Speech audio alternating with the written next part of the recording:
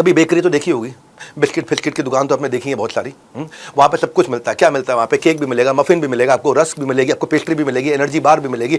लेकिन इन सब में डलता क्या है? इन सब में डलेगा मैदा, चीनी, दूध। अब मैदा, चीनी, दूध में अंडा ऐड कर दो तो केक बन जाएगा। मैदा, चीनी, दूध में उसको 2 गुना ज्यादा बिस्किट की तरह उसके डो को कम टेम्परेचर पे ज्यादा देर तक बेक कर दो तो वो बिस्किट बन जाएगा। उसी के अंदर, उसी मैदा, चीनी, दूध के अंदर नट्स ऐड कर दो, फ्रूट्स ऐड कर दो, सीड ऐड कर दो तो एनर्जी बार बन जाएगा। मैदा, चीनी, दूध तो वही है ना। उससे मैं क्या कर सकता हूं, उसको बोलते हैं कॉम्प्लेक्सिटी इंडेक्स।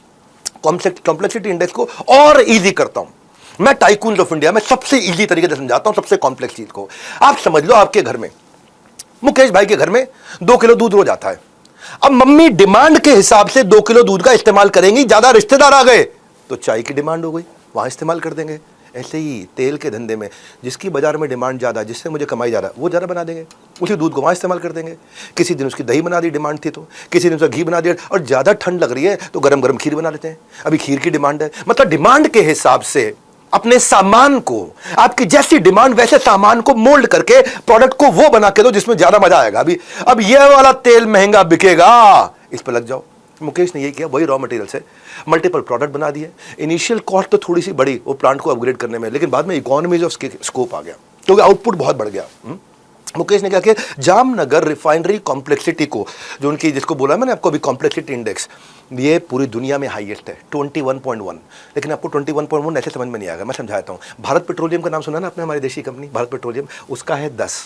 हिंदुस्तान पेट्रोलियम सुना आपने, उसका 12 है। इंडियन ऑयल सुना आपने, उसका 12.2 है। एसआर ऑयल सुना आपने, उसका 11.8 है। मुकेश भाई का कितना है? 21.1। हाईएस्ट भी हाईएस्ट मार्जिन से, हाईएस्ट मार्जिन से। उन सबकी क्या ओल्ड रिफाइनरी है, मिनिमम अपग्रेड किया है इन्होंने कॉम्प्लेक्सिटी इंडेक्स में पैसा लगाया। ये चाहते हैं कि एक ही आइटम से मैं ज़्यादा कैसे कमा लूँ।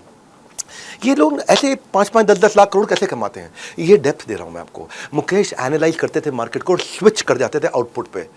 Shifting the right focus is my focus. जिस चीज की बाजार में डिमांड ज्यादा आएगी, अगर गैसोलीन में ज्यादा मार्जिन आएगा, चलो भाई सारे तेल को गैसोलीन में लगाओ, बहुत तेल निकाल के ला रहे समुद्र से, सब गैसोलीन बनाओ।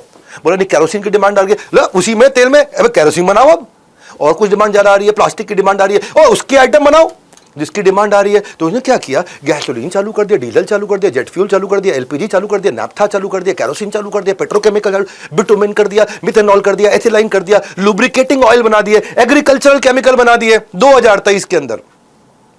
ये दोनों है, एक एसआर ऑयल और एक इनका Jamnagar refinery. SR oil $8 billion और ये जामनगर $35 बिलियन। आपको पिछले साल की बता रहा हूं, 2023 की। क्योंकि ये क्या करते हैं, हाई मार्जिन आइटम को ज्यादा बना देते हैं। बड़ी सिंपल है। इंपैक्ट क्या हो गया, जामनगर रिफाइनरी दुनिया की सबसे और बड़ी और सबसे प्रॉफिटेबल हो गई। ये जितना पैसा कमाते हैं ना मुकेश भाई, उसका सारे धंधों में 50% पैसा केवल जामनगर रिफाइनरी से आ रहा है। क्यों करी थी जामनगर में शादी, सारे बस में के अंदर सारे फिल्म स्टार बैठा के ले गए थे, है जी। वो बस में खिड़की पे यूं बैठे देख रहे हैं बाहर, अंदर बाहर, चिड़ियाघर बना दी सबका। क्यों, वो जामनगर रिफाइनरी 50% रेवेन्यू दे रही है और 60% आउटपुट उनका एक्सपोर्ट होता है। जब तक धीरू भाई था 25% होता था एक्सपोर्ट। क्योंकि shifting the right focus is my focus. मैं वहां फोकस करूंगा जहां मेरी सबसे ज्यादा कमाई होगी।